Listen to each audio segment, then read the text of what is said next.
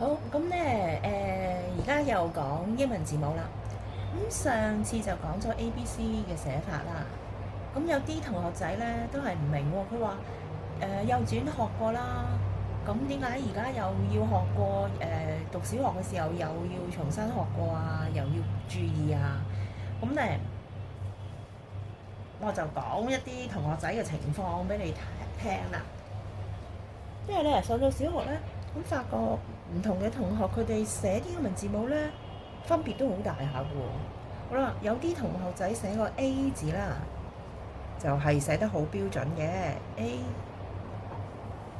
咁老師好中意啦，佢咁樣寫 A。好啦，但係有啲人唔係喎，有啲咧佢就寫到咁樣嘅喎，咁開咗個口。咁老師睇到咧就會覺得，咦？呢個係咪 U 字嚟㗎？咁樣嘅，佢咁樣寫喎，開咗個口唔埋口嘅喎。咁所以當默書嘅時候咧，可能老師見到就話：咦？呢個唔係 A 字啊，定 U 字啊？譬如佢串 Apple 咁啦，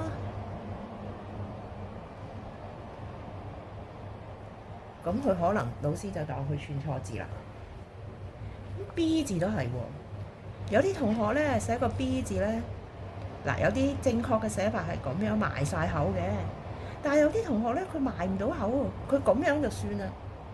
咁所以老師睇上嚟咧就覺得，咦？呢個係咁嘅 H 字嚟㗎，咁就會當佢錯㗎咯喎。譬如個 boy 字咁啦，佢又咁樣就算啦，求求其其咁樣，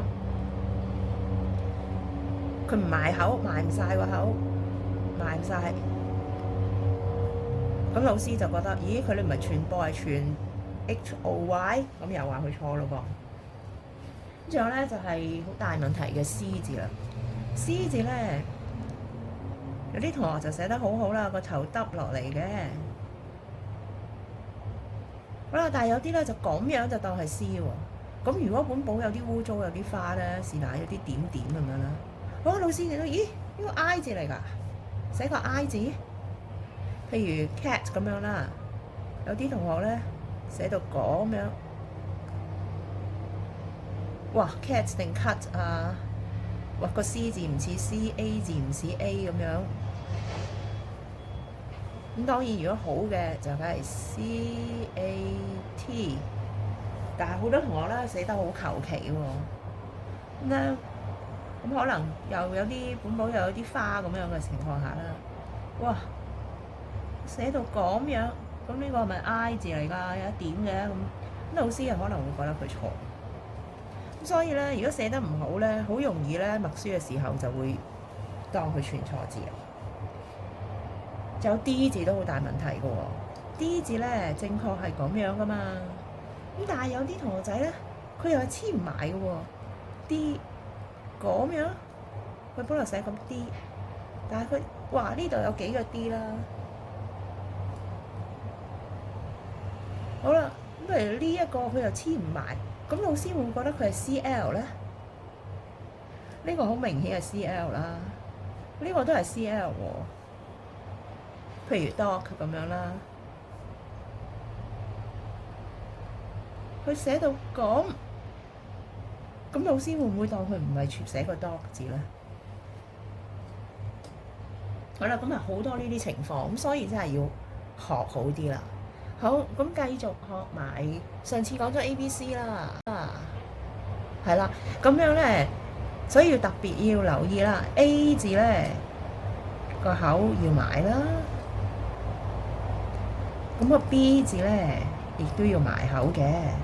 C 字咧個頭咧要耷低啲。咁大楷咧問題又不大嘅，只要注意咧佢嘅高度真係夠高啦，啱啱啦。係 ABC，佢嘅高度咧啱啱好咧就係細楷嘅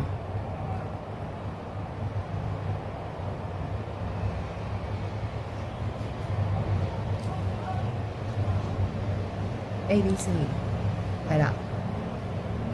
咩？如果係佔整行嚟講咧，佢就係去到個頂㗎啦。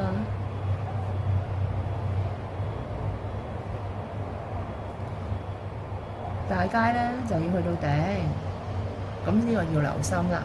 而細街咧，生得細粒嘅細街咧，去咧就係一半；生得高大嘅咧，佢嘅高度就等於大街一樣係去到頂嘅。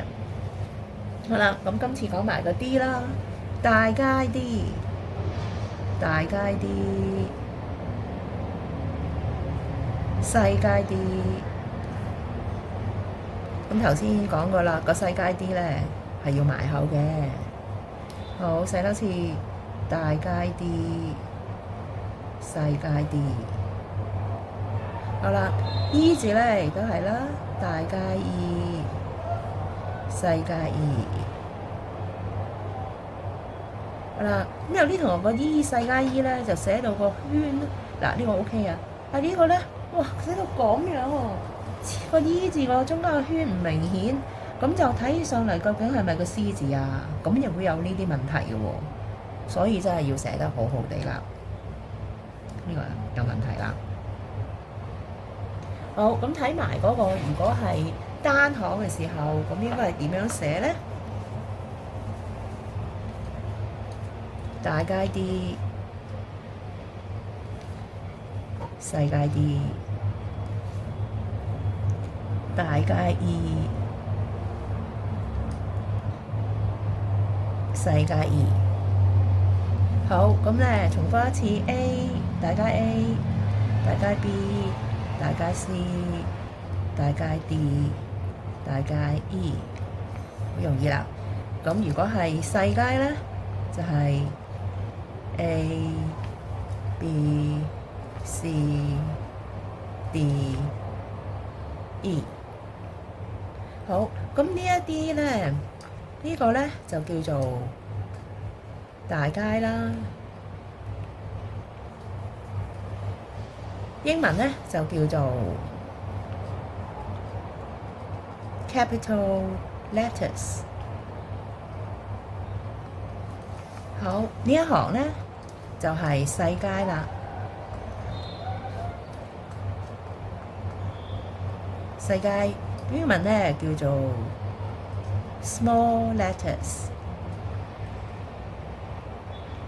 好啦，呢一啲嘅英文字母咧都係好工整嘅喎，咁所以咧佢哋個名咧就叫做正街。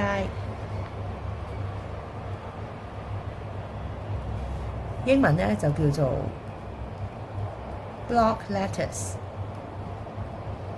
咁 block letters 就分大街同埋細街嘅。咁填表嘅時候啦，填一啲申請表嘅時候咧，通常咧就會叫你用 block letters 嚟到填嘅。咁即係話咧用正街啦，而唔係用草書。草書咧就潦啲嘅。咁咧就係啲字母咧會串埋一齊嘅。咁去到4年班就會全面用草書噶啦。去到3年班下學期到啦，咁咧老師就會開始教你哋草書噶啦，因為草書會寫得快啲嘅。咁而正街咧都好有用啊，填表嘅時候咧都係用正街噶嘛，咁所以咧都要學好佢啦。好啦，咁今日講到呢一度先啦。Very good，goodbye class。